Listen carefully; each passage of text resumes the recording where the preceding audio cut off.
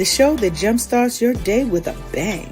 We're strolling down these self-care streets as we navigate the maze of wellness and healing.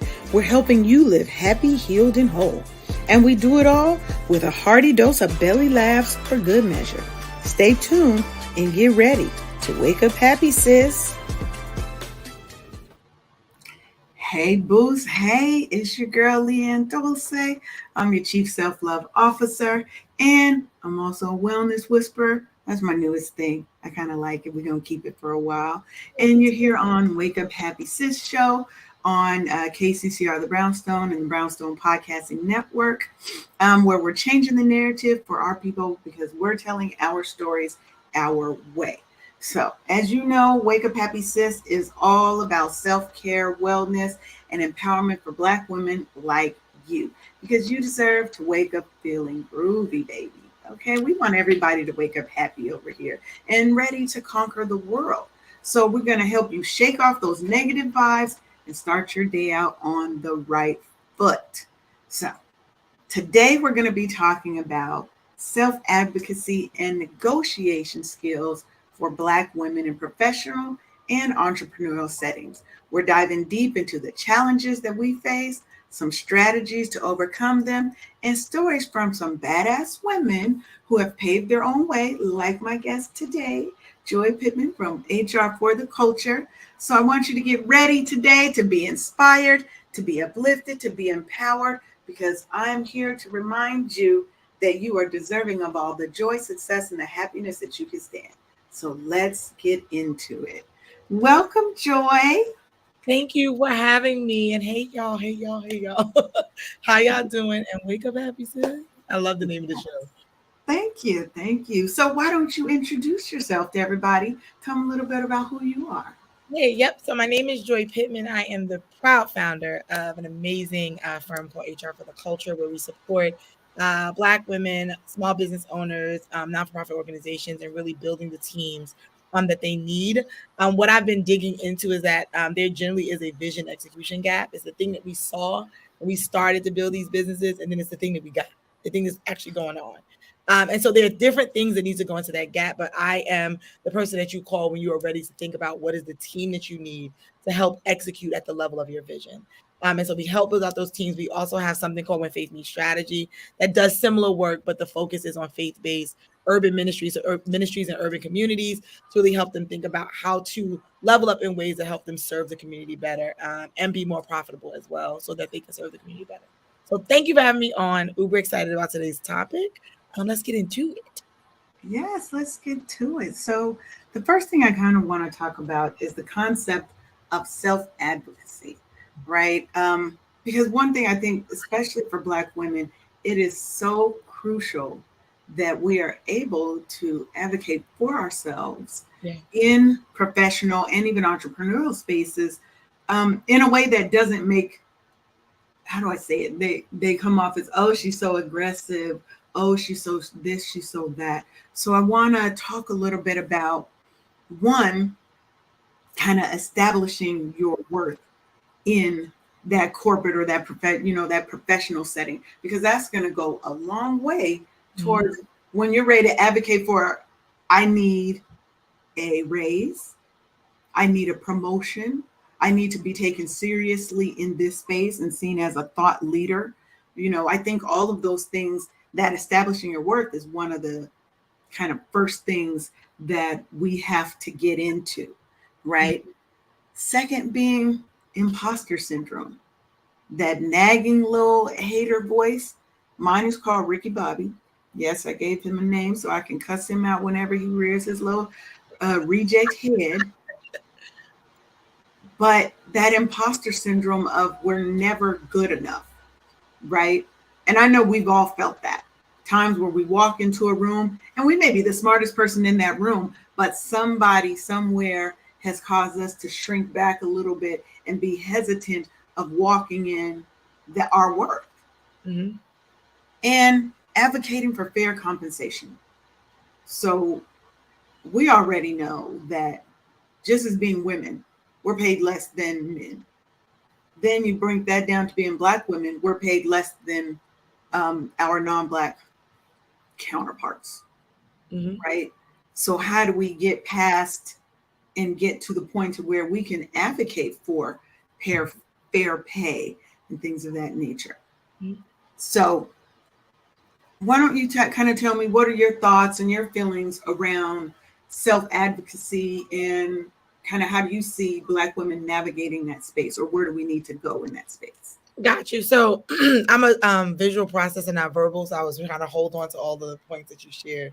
One of the things that I have recently been grappling with that has been helping me and just like feeling like it helped me put a name to an experience that I had for so long that I could not name was um, creating alignment between my desires and what I believe I deserve.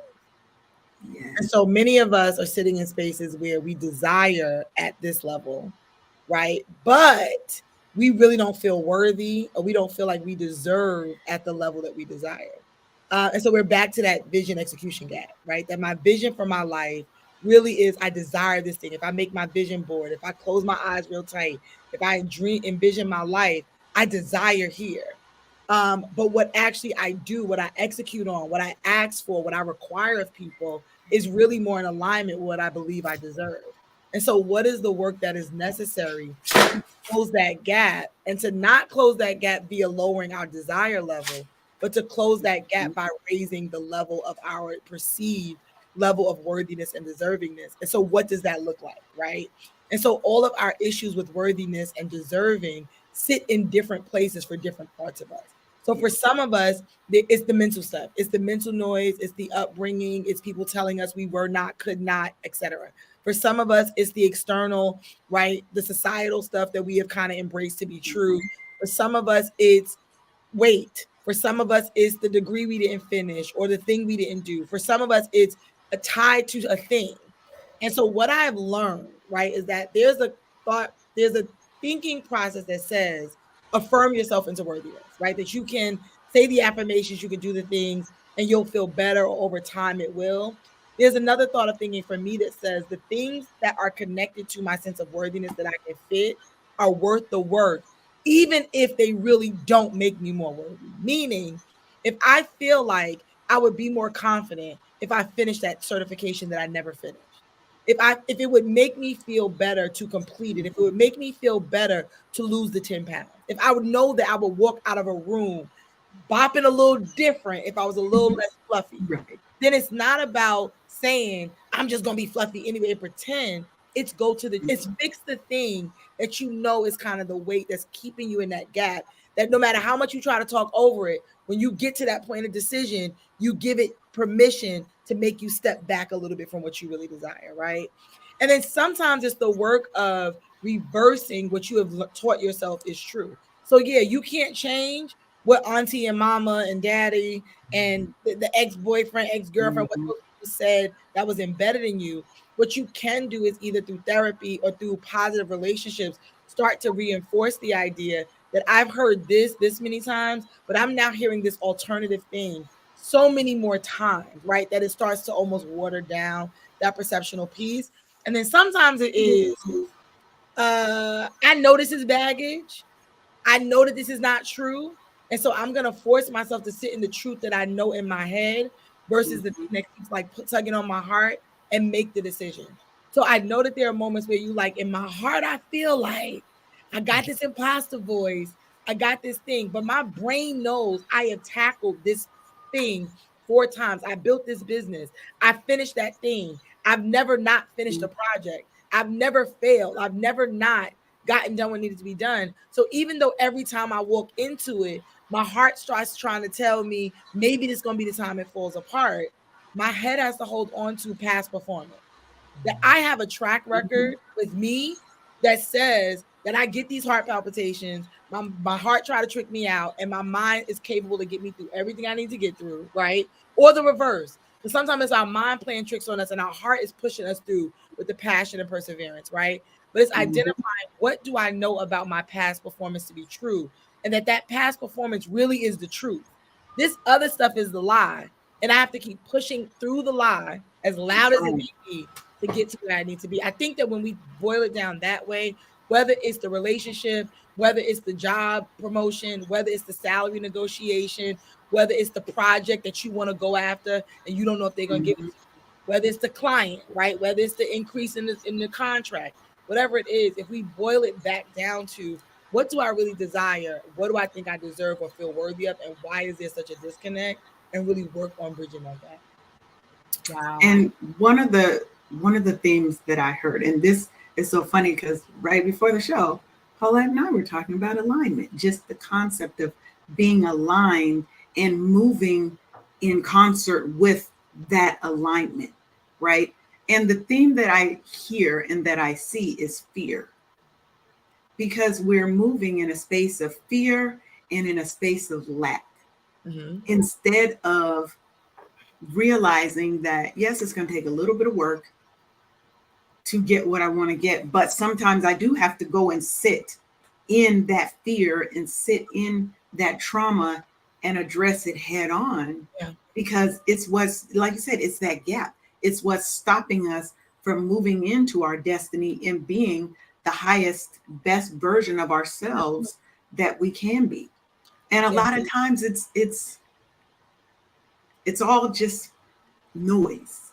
How do we Right. normalize? How do we normalize, right? The idea that these things exist and they are true, right? So fear is a real thing. Fear is Mhm. actually a safety mechanism. Us being afraid is something that triggers, right? Like, wait a minute, Yes. that level of trepidation. So it is a thing.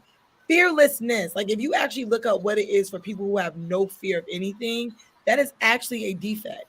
There's is a psychological Mhm.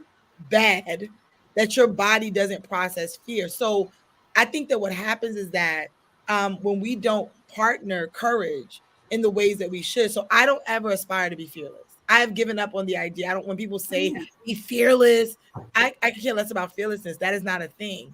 What I am intentional about is being courageous, because courage says in the place of fear, in the face of fear, I show up anyway, that the That's outcome that I am right. seeking, right, drives me more than the fear of what could happen. And the other part, and I think that, when we really start talking about building and developing ourselves, there is a level of like trust in yourself and wherever your faith lies, right? Mhm. But there's a self-trust component that absolutely says that I trust me enough to be resilient. Right now, I was looking up so I've gotten into words lately, like what does this word mean versus that one? Yeah. Because we use a lot of words in place of a lot of words. And I put up a post the other day that was like, I have come to the place where I don't aspire to be strong. I'm resilient. I'm resilient, not strong. And somebody was like, well, it takes strength. And I was like, I don't need you to edit my post. What I was saying was that strength, when you think of something that's strong, strong means I can endure impact without necessarily being harmed or hit. So if something is strong, I can hit it, I can bang it, it doesn't break, it doesn't crack, nothing happens to it. It just takes the impact and it just stands. It's strong. Resilience says I recover from damage quickly. Yes. So when we say I'm strong, there's this belief that nothing hurt me, nothing impact, there was no damage, there was no harm, that all these impacts coming my way were just bouncing off me like I'm a bulletproof tough. Like that's not true. Resilience says I was damaged Mhm. and I was able to recover from the damage. And so what I started realizing in my life was when I kept aspiring to be strong, right? In the moments where I was damaged, I could not process how strength was allowing me to be damaged, because strength says you can't harm me. When I aspire to be resilient, I am clear that things are going to come my way and they're going to catch me a little bit, but I can heal, I can recover. I have the tools, I have the resources, right? I have the awareness to recover quickly, to get back on my feet. And so that process of myself allowed me to say, nothing really, I don't believe, can come my way that I cannot recover from. And different things will have different recovery time. But that level of belief has said, so yep, I'm running a business and we're doing real good. And if we have a downturn, I can recover. If this relationship fails, I can recover. If I have learned to believe in my own resilience. I do think that like a lot of times you talk about the strength of especially Black women. I don't know that we're strong. We're not impenetrable, right? But many of us have learned to tap into our resilience. Now, here's the Mhm. thing: the power with resilience is you have to know when you are damaged and healing. So Yes. the point that I need to recover, I got to squirrel away and recover. Mm-hmm. I may come out faster, but I Yeah. have to acknowledge that damage was done and I need a minute, right? Mm-hmm. Maybe I even have to self heal. Some of us are self healing a lot of times, but I need to know what it is to be able to pull myself back, acknowledge that damage was done, and move. When we keep moving through the damage in the name of strength, we actually don't ever get to heal. Right. Yes. Put these hard to it goes to the we Yes. mean, we angry, we're not. We're moving in strength and never taking time to acknowledge the damage. So every time you touch me, but the damages are still tender. I'm still moving. But yes, I'm snapping at you. Yes, I'm a little Mm-hmm. snarky. Yes, I'm a little pissy, right? Because all these spots are still very tender and I'm still moving forward. Giving ourselves permission to go in the back and let the tender spot heal. I'm gonna be back, but I need a minute for this. We Right. have to give ourselves that permission. But let me say this about even strong things. Mm-hmm. You repeatedly hit a strong thing, it will break. So I think when people think of, oh, you're strong, nothing ever damages you, strong things break. Look at these bridges that Mm-hmm. are made of concrete. Oh, that what is it? 85 here in Georgia Mm-hmm. Mm-hmm. collapsed, Mm-hmm. Yep. right? Everything strong has a breaking point, Here's what happened. It breaks and we have because to it got to realize a that. weak point and nobody acknowledged the weakness. The strong thing didn't Yes. break. The repeated harm created a weak point. Absolutely. Right, And but nobody I'm saying the acknowledged thing that is supposed to be it. Mm-hmm. strong and impenetrable, there can always be a weak Yeah. point, We can right? get And I weak points. think we have to know that it's okay to be hurt and to show that you are hurt and to express that I need a minute. I need to step back and I need to heal me. Because sometimes we're so used to, if I just do this, that pain, that hurt, maybe it'll go away. I'm just going to pour myself into work. I'm just going to pour myself into helping and fixing other people so I don't have to focus and fix me, Because we're not right? acknowledging the weak. Yeah. We're not Right. And acknowledging. how do we get past that, right? And in a space of a work environment, Mm-hmm. because this month is professional wellness Yep. month, and I Yep. want to make sure that we're giving people, when I'm at work and these things are hurting or harming me, how do I advocate for yourself? Mm-hmm. And my friend over here just has a question. How do we avoid those false qualification gaps that some companies use to block your career progression that you know your peers didn't go through? Right? Yeah. So what I'm gonna say is you don't create a version of yourself at work that you don't have in your life. Come on. Say that. So I know that we want to say what happens in the workplace.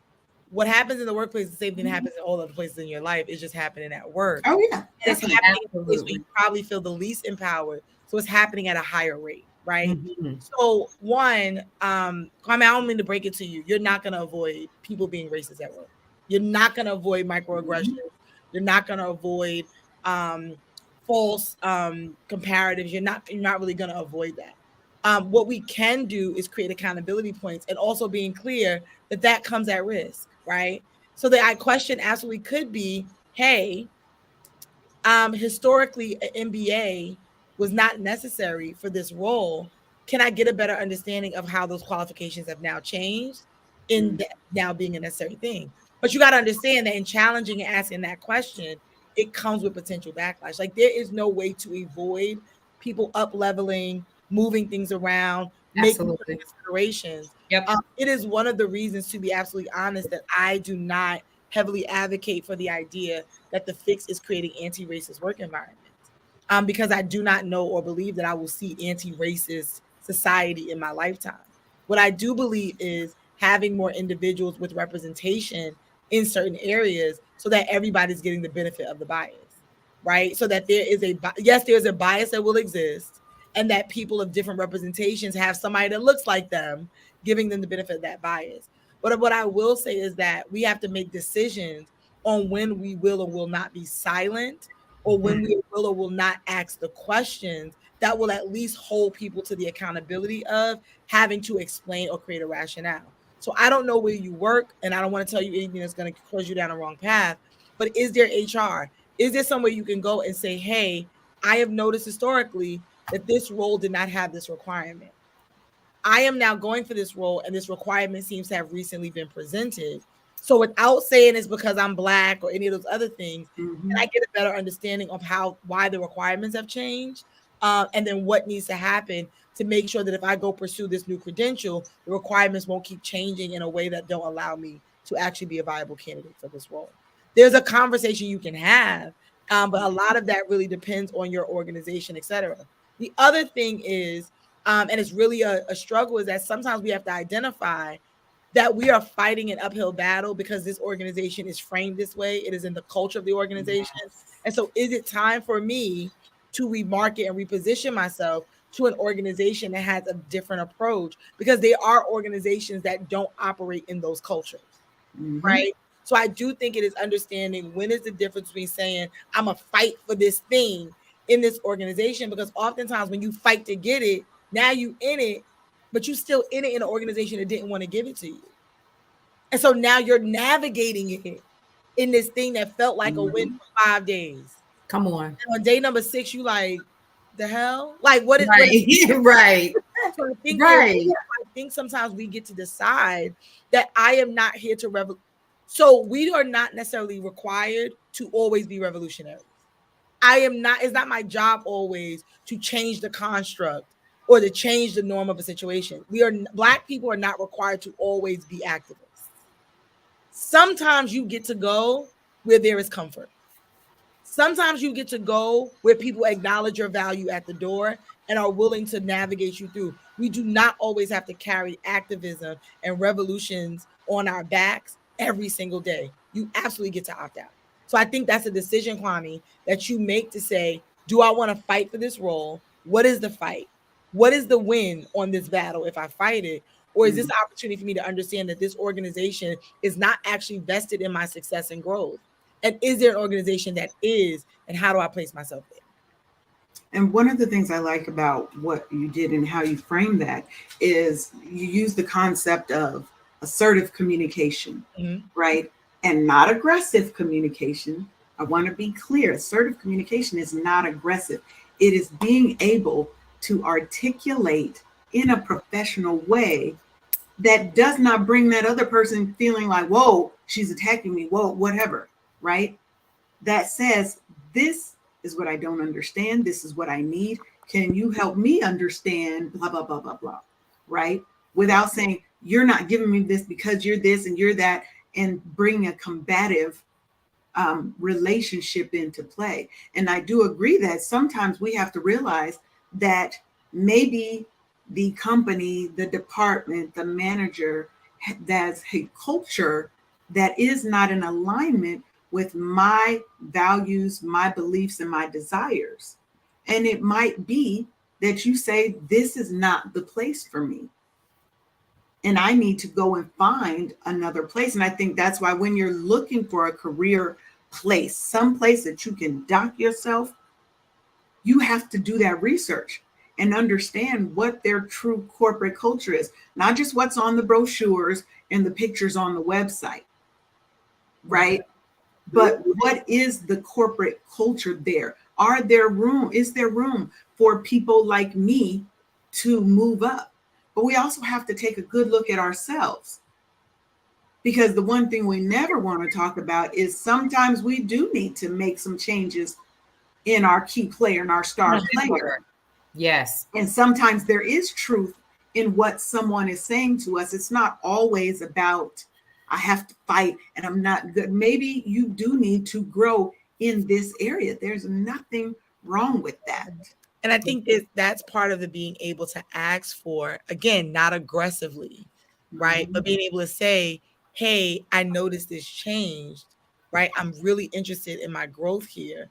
Can you provide me with feedback? If people can give you substantive feedback, like objective, real, tangible feedback versus like fluffery, then you like, okay, there was a rationale. I think it's sometimes easy to say they just wanted to move the bar for me, right? So I think there is a level of inquisitiveness, but you can't go in there with the predetermined mind that they are just trying to keep you down, asking the question, because you're going to ask the question from an accusatory space, right? So it's going in and saying, like, be very clear.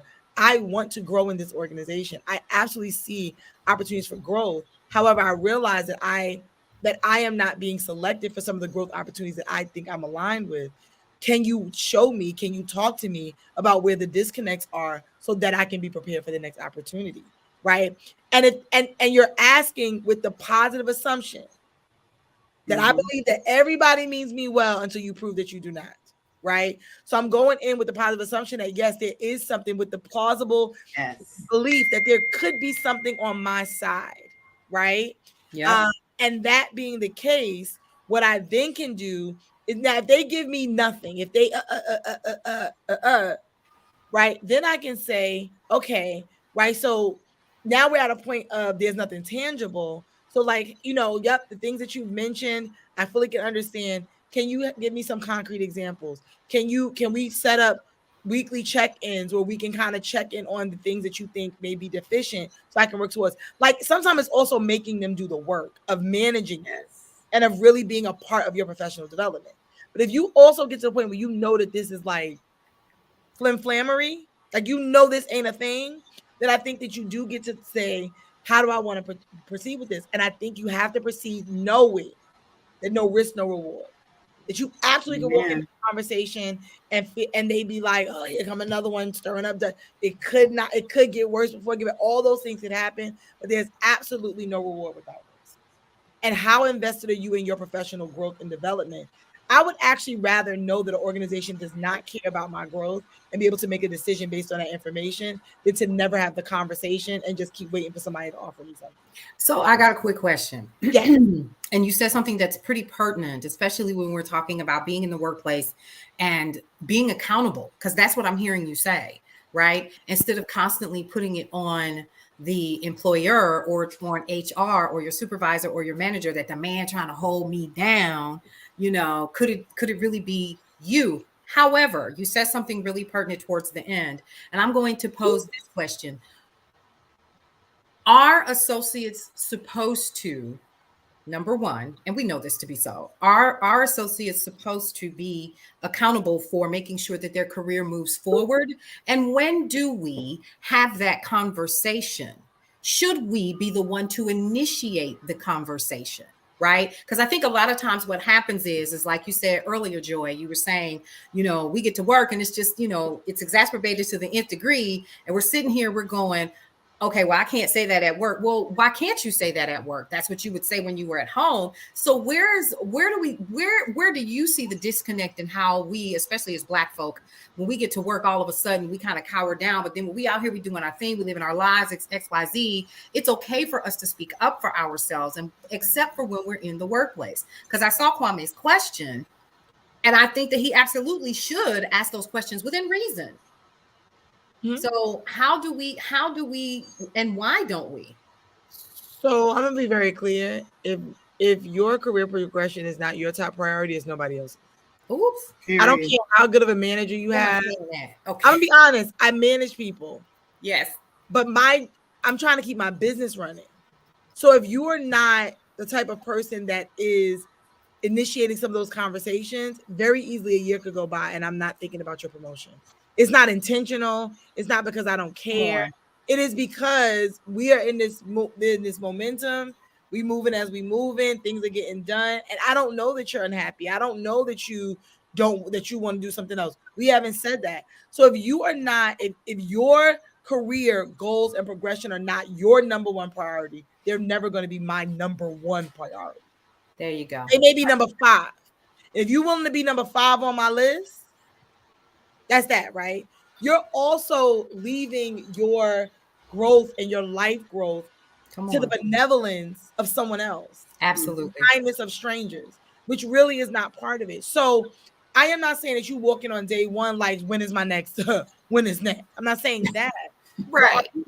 Are you having meetings with your supervisor? Yeah. What do your annual reviews look like? Are you just a receiver of feedback? Are you walking into conversations? Are you creating a spot on the agenda? I know a lot of people have check-ins with their boss and there's no agenda. Well, if their boss don't write one, why you don't write one? That is when something doesn't exist, that is open room for your creativity.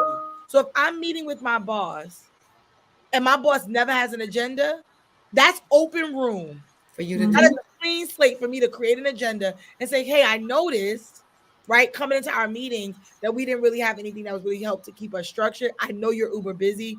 I put together this agenda. Here's some of the things that I know are top level for you. Here's some things that are top level for me. Here's the parking lot. And if you don't mind, I'll just keep this as a running update, right? Love Because that. what also happens is it's the tyranny of the urgent. What is urgent is what's top of my mind, right? I was saying to somebody the other day, 9 times out of 10 in the work that I do, am I working on the things that are purely of high value and importance to me on a personal level. I am 99% of the time working on the things that are on fire. Mm-hmm. And so sometimes the things that are on fire are not even really important to me, but they're on fire. And Yeah. the fire keep burning. So the things that I really have a heart to do, the phone call I want to make, the email that I want to sit down and draft, the appreciation notice that I want to send to my team, the flower basket that I want to, all that stuff gets thrown out the window because I got a client emailing me on Instagram, Facebook, Messenger, and something else because their employee said something rude to them. And it's not urgent, but it's on fire, right? Yeah, I got you. I think that we have to be able to reset and prioritize for our leaders. You managing up is something that they don't teach, but they need to teach everywhere because we spend most of our careers managing up. The other piece is that people don't teach us is that when you cannot lead through authority, you have to learn how to lead through influence. I will absolutely say this. Black women specifically, Kwame, I am not leaving you out of this, but I'm going to talk on the space of Black women. I'll get into this. Black women specifically are normally not in seats of power, right, in the traditional ways, because we don't have the power of gender or race. So even when we are in seats of positional authority, there are people that are below us that have more influential authority over decisions because people value their representation more than they value ours. What they say holds weight in the room. So I can be a Black woman managing a white man, and that white man's opinion will matter more than mine, despite the fact that I am the director and he is the manager. So when we sometimes are trying to lead from authoritative places, we absolutely don't get where we're trying to go. Influence says, I am clear about what it is that where you want to get to, right? So we don't have positional or authority. Influence comes in and says, I know where you're trying to go.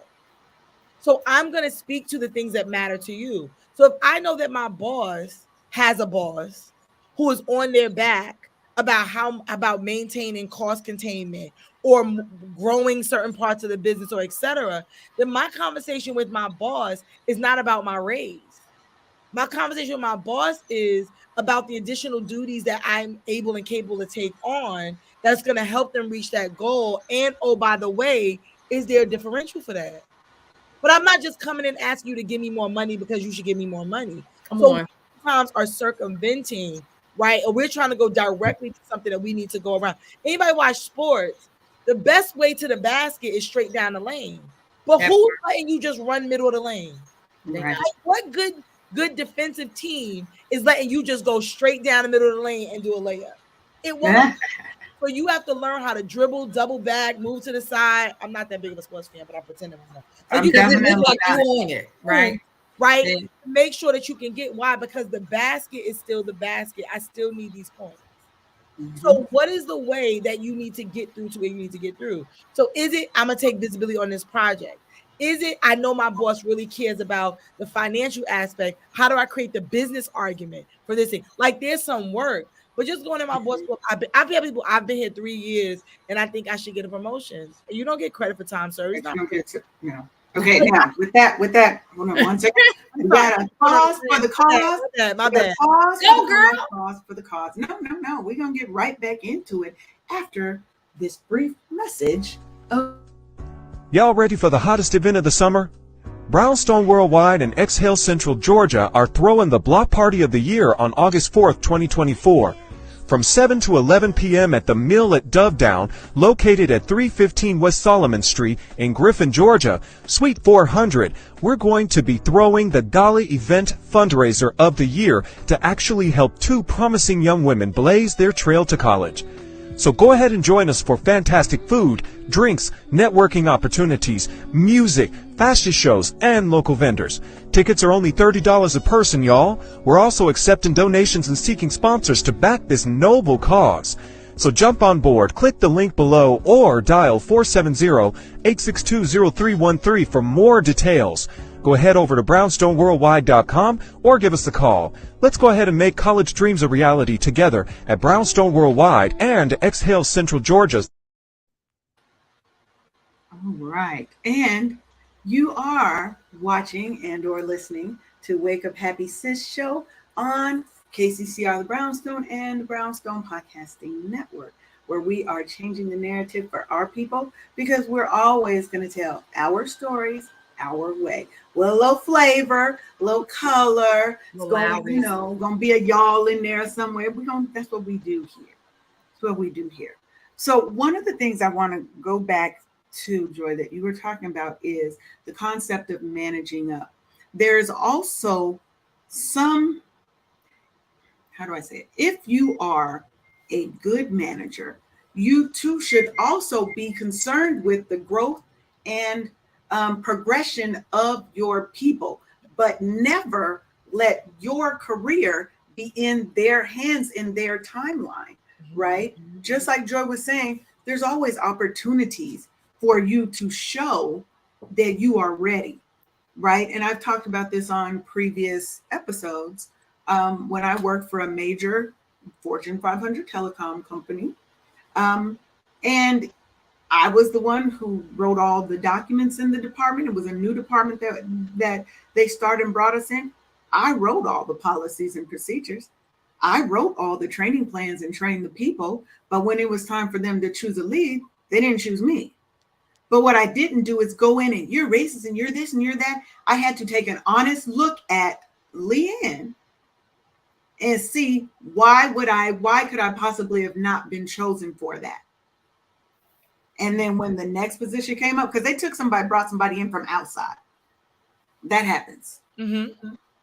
Next time, trust and believe LeAnne was on that list. Yeah. Right. Because I didn't go into accusatory, why didn't this, why didn't that? Mm-hmm. I stepped up even more. Yeah. And unfortunately, sometimes we have to step up more than others, but it just is what it is. Yeah. Right. You have to show.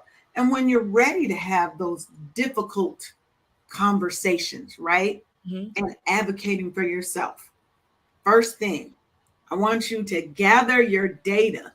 Okay. Like Dr. Michelle is always telling us that what? The numbers don't lie.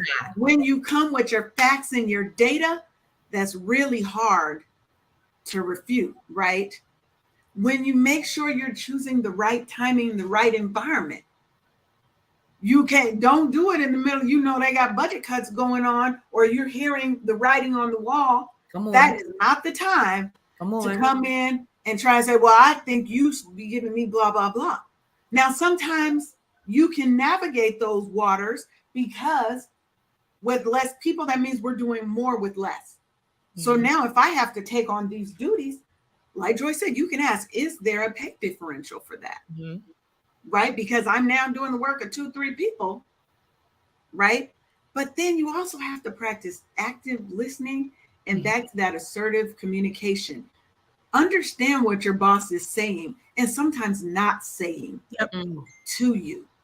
You have to know, if you don't know your organization, your boss's boss and his boss and any boss up there, and you're not looking at what are all the corporate communications, what's going on in the news about my company, right? You have to arm yourself with all of the knowledge, and you can, please don't come in with that time served.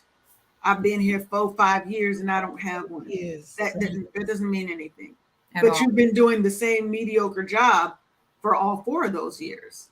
You've never stepped up. You've never asserted yourself and shown that you can give more to this organization and what you can truly bring. Yeah. But you want a different level of compensation. There's a give and take that goes with it. It's the visibility component. I mean, I talk about this from a weird place because I'm an old millennial, so I'm a millennial at the top of the millennial chain. So I had a cell phone, but I remember life before one. Like I'm at Right. Right there. and so when I remember like through my career progression, every role that I got as a promotion, I had stepped into components of that role voluntarily before they made me the offer. So when I started in HR, like people are like, oh, even HR. I started in HR as a receptionist. And I started as a receptionist, and no, actually, I started as a secretary to the director. But I did receptionist duties as all part of the work. Um, I realized that there was an assistant director. She did a lot of like benefits and like 401k and all other stuff. So I decided like, let me go see. I finished my work, so I would get my work done for the director because it was budgets and expense reports and things like that. And then I would be like, hey, do you need help? She didn't have an assistant. Hey, do you need help with anything? And it started with like stuff. Let me see if you can stuff these envelopes. She was very meticulous. So if you made a mistake, she would not want your help no more. So it started with, can you stuff these envelopes correctly? I could have been offended. What do you mean stuffed envelopes? I got a degree.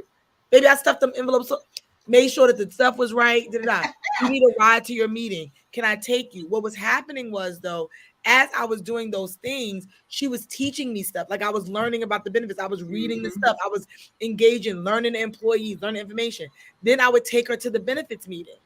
Now I'm meeting the providers. I was still making my same assistant to the director money.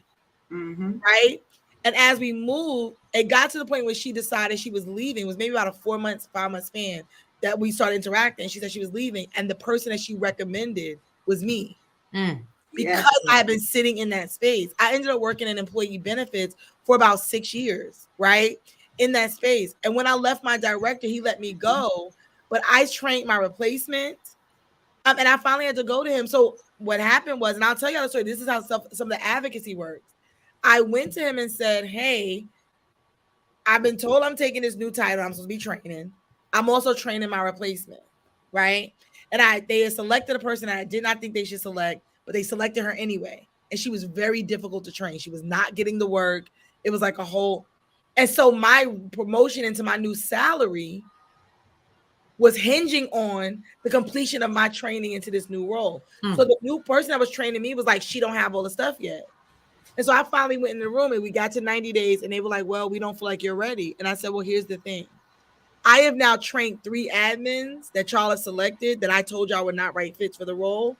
And so that 90 days that I spent training 3 people while trying to learn a new job is the issue. So here's the thing. I would like to step fully into my new role and relinquish all training duties because it's seemingly my assisting in trying to train this new person is a detriment to me learning and fully completing my new role. I'm not going to keep working 2 jobs on the old job salary. But when I presented that, but I did the work first. And I was confident in my job. So it's not like she can't do this. What ended up happening? The next person that they brought in to train, I picked. And they increased my money in that conversation. They moved my money and said, okay. But if I would have said, oh, okay, I'll come back in 90 days. Was anybody going to feel bad about my money? No, absolutely. No. When I change jobs again, I'm telling you this, like some of this stuff is, I know that we have this microwave, pay me and then I'll do it. It doesn't really necessarily work that way in real life. When I moved into HR manager, I came into a job as a benefits person. I remember this number. I was making $40,000 a year. I came into a benefits management. They were like, I'm doing the work. I'm running metrics. And my director at the time was taking credit for my work. So when they went to explain the work, she could not explain it. So then the CEO was like, well, who's doing this? So he calls an HR meeting because he want to know who can explain these charts. And I'm like, somewhere in that they were like, they decided they were going to demote her. It was a long thing, but they made me interim HR manager and my salary stayed at $40,000. At that time, you didn't have to make what you have to make now to be exempt. So they made me an exempt employee with no overtime at $40,000 a year. Ooh. I was making the same amount of money as a front desk person, but she was exempt, non-exempt, and getting overtime hours. Getting her overtime. I was working late, and I was the least paid person in the department. I worked on that role. I think it was about 6 months at that salary, right? Because that was the interim line. And we were doing salary reviews. And well, here's what I decided. I decided that I was at 40. I knew what they were paying the last HR manager because I knew the numbers. What I realized was if I argue for that money, right away, they were going to give me an additional 20, right? Because it was more than I was making, but I knew it wasn't what that role was valued at. I'd never been in that role before. There was a risk on their side too to give me the job. So I worked. I worked for 6 months at $40,000 a year as an exempt employee, making less than the front desk person technically at the end of the day, because she was getting paid for extra hours. But when I went for that conversation about my salary, I basically said, industry for this job is 80 to 85. The CEO said, meet me at 82.5. I went from 40,000 to 82.5. It did that 6 months. I didn't lose anything. Right. Because I more than doubled my numbers in that 6 month span. And my salary never went down from there. A year later, I got bumped another 10K. Like I continued to move up. But what if I decided I'm not doing that? They asking me, you got to pay me right now. They probably would have gave me 15,000 more. I would have been pseudo happy about it. I would have felt like I got a 15K bump off the gate. But because I proved that I could do the job, they had nothing to hang their hat on. Now, you take that as you will. Some people like, I ain't doing that. Don't do it. But I pretty much was at 6 figures in my career in my late 20s, early 30s because of those strategies. Because I did not wait. I did not always say, you're going to pay me before I'm going to do it. I went in and showed value. Now you have something to decide about. You have a decision to make. And now you got skin in the game because I've been doing this for 6 months. You're going to go find somebody else doing it well. You're going to go find somebody else? That makes sense. And lose time because that person has to be trained. So now you're going backwards, and they may not be as good as me. You see what I can do. You differently because I've done this role. I have the skills, knowledge, information. So I think I know what we talk about right now. It's like, run me my bag. I get it. But I think that run me my bag conversation has to align with I brought the value. I brought the value, so run me my bag. There you not go. Run me my bag and then I'll be valuable. That's not really how that works. And often I think what employees don't understand is I'm not going to pay you for a job and then pay to train you to do the job that I'm paying you to do. So if I got to pay you in all this training and education, then that's where the money's going to go. But I'm not going to pay you $100,000 a year for $60,000 a year work and then pay another in training to get you to no one's doing that. And that's why many people are getting overlooked, because they're looking at somebody else is already coming in with these credentials. And even in moments where racism does exist, because I know it does. I'm not telling you it doesn't. Sexism, all those things exist. If you're not even coming in with the argument that calls out their bias, they get to overlook you because you've made it easy. If I'm showing you all this stuff, at some point they just have to be explicitly racist. Yeah. And I think you have to understand it's also about playing the long game too. Yes. Right? You're strategizing for your career. Stop looking at it like it's a job, because those two are not the same. Right? And I think that's a great segue into a conversation kind of about negotiating with confidence, right? Because you do have to understand some kind of negotiation dynamics, right? And you have to come prepared. We all know, just like she said, racism, sexism, all those things exist. They're prevalent. But when you come with facts, you cannot dispute facts. So either you're going to tell me to my face, it's because I'm Black, or because I'm a woman, or because I'm a Black woman, or you're going to run me what I deserve, and I've shown you I'm deserving of. Right? So before we go, let me do our we got one more little we're going to talk about the cruise now. So if you guys ain't just go on, take a listen. Ready to swap your daily grind for some ocean waves and sunshine? Then join Brownstone Worldwide for the ultimate neighbors retreat aboard Celebrity Cruises. From July 21st through the 27th of 2024, get ready to make waves and unforgettable memories. Our all-inclusive package features plush rooms, drinks on us, complimentary Wi-Fi, and yes, even tips are taken care of. Bask in live entertainment, exciting contests, and be a part of the live tapings of Brownstone podcast shows. Venture beyond the ship with shore excursions to the stunning Key West, Bimini, Bahamas, and Georgetown, Grand Cayman. But here's the catch. These rooms are selling out like hotcakes right now. So don't miss the chance to rub elbows with your favorite Brownstone Air personalities and meet your neighbors in an unforgettable setting. So what are you waiting for? Secure your spot on this epic journey today. I'm Yes. excited. I'm ready to go and, I'm I have some commercial breaks, okay? I am here for these commercial This is what we do. We a real show over here. We are breaks. professional and shit. You see I us. love it. You said professional and shit. yes, he did. Yes, I could be professional and still cuss. Because I'm here for it. I am here for it, okay? if Della Reese could be a whole pastor and she would drop cuss words, I could cuss and still be professional.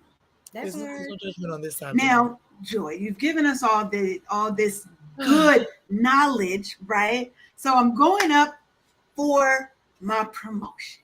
I am trying to negotiate and advocate for me. I've been doing the work. I've shown value.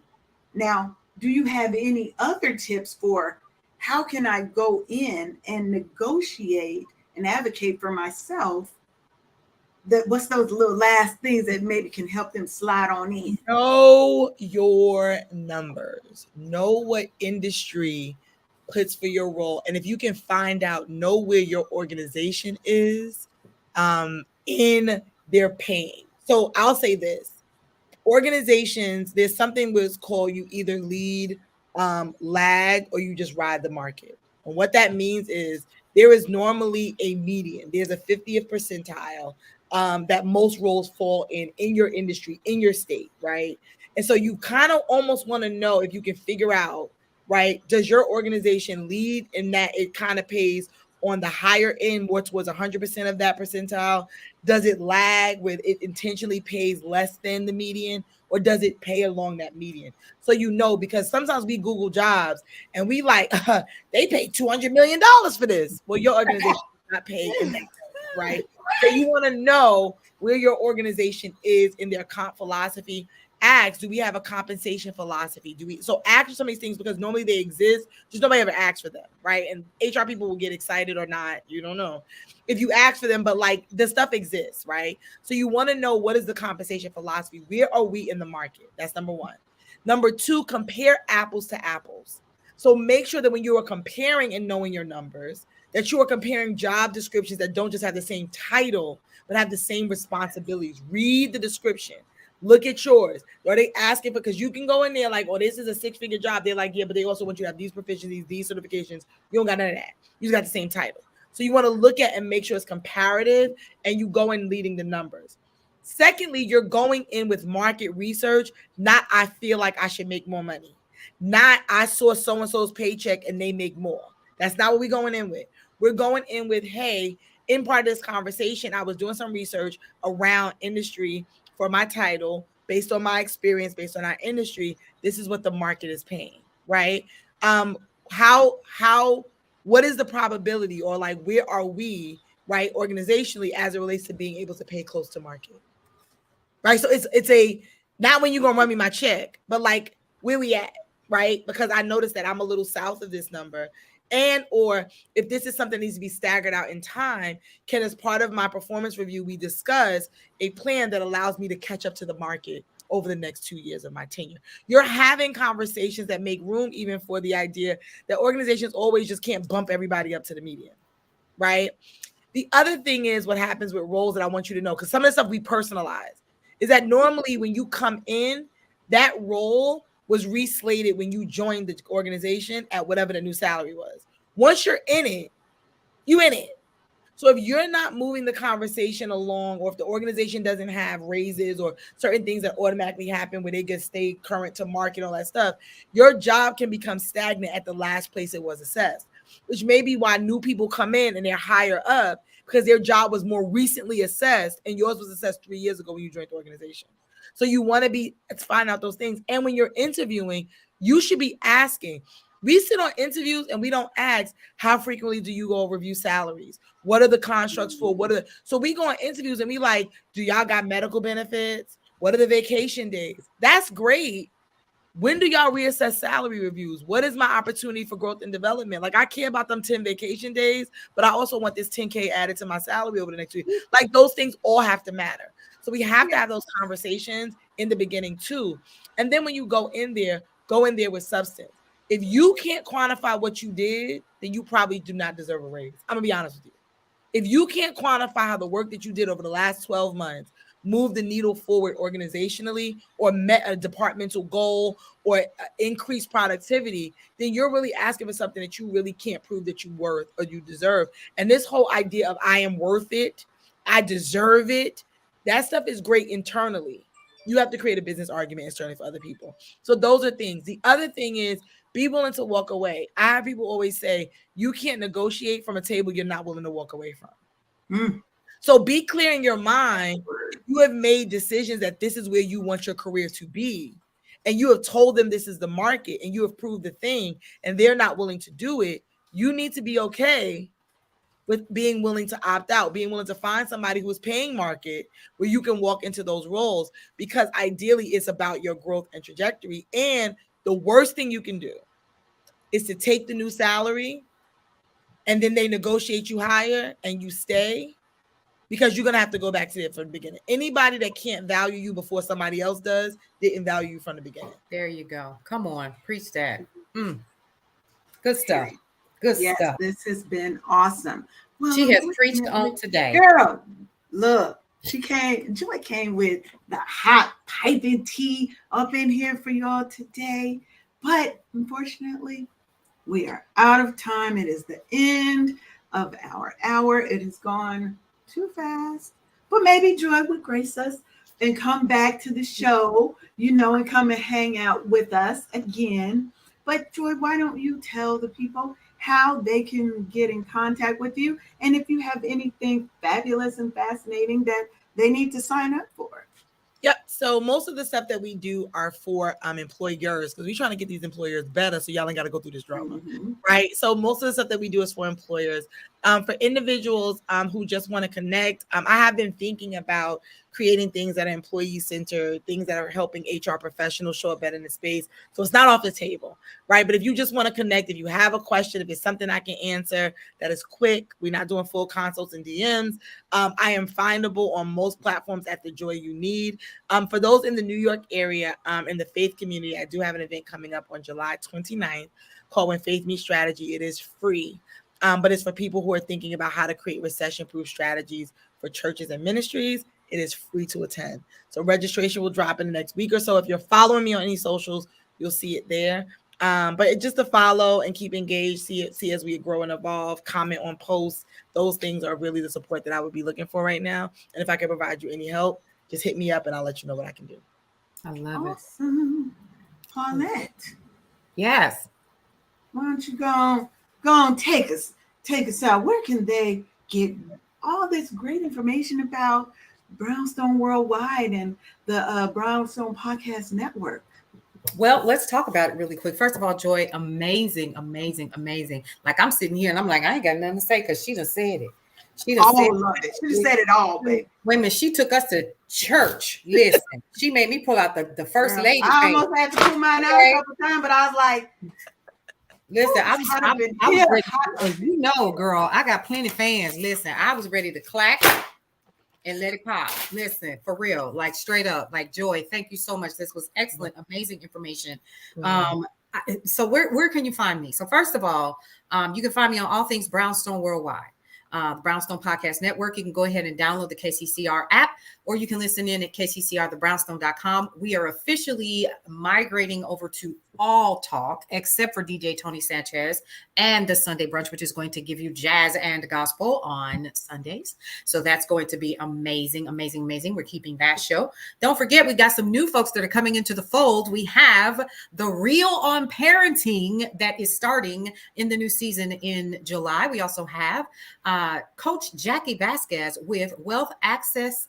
Wealth Asset and she got the WAP. That's the name of her show, right? And so she is a wellness, money wellness coach. And so we're really super excited to have her into the fold. So big shout out to her.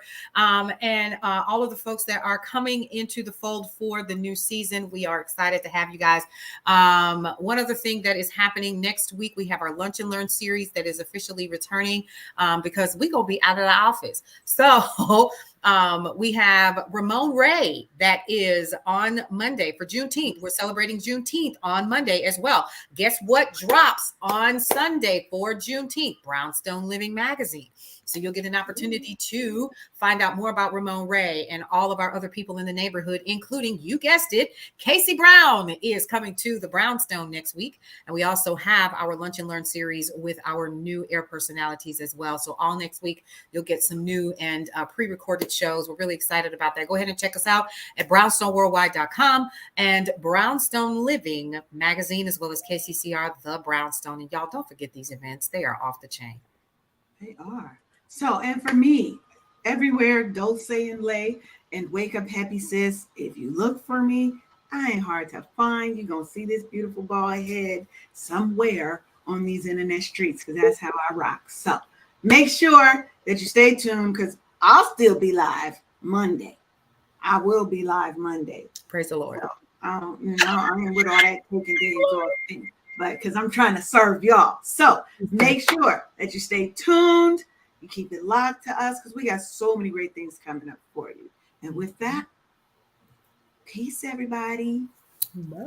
Thank you for tuning in for another episode of Wake Up Happy Sis on KCCR The Brownstone. Make sure you show up every Monday at 10 a.m. for